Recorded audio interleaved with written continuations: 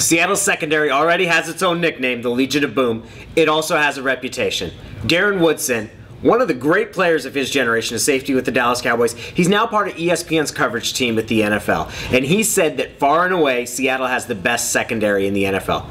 It's not shocking.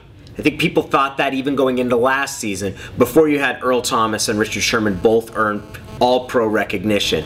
But one thing to consider about this as we talk about the way Seattle's roster stacks up against other teams, specifically against the 49ers, is to think about what an advantage Seattle's secondary is and how head and shoulders above some of its other division competitors it is.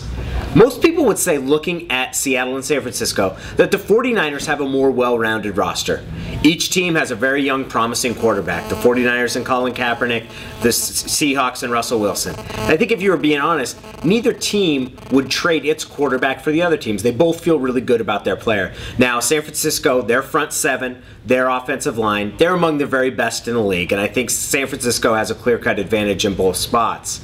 Seattle, they've probably got a better collection of wide receivers, especially after the injury to Michael Crabtree with the 49ers. But the biggest difference between those teams, the single biggest difference, it's going to be in the secondary. San Francisco lost the player who was its best defensive back a year ago. That's Deshaun Goldson. He's now in Tampa Bay. Now, actually, the Bucs might end up being the second best secondary now. You have Goldson. You have Darrelle Revis added to that group. They were already pretty good back there, but very, very solid. But back to the 49ers and Seahawks.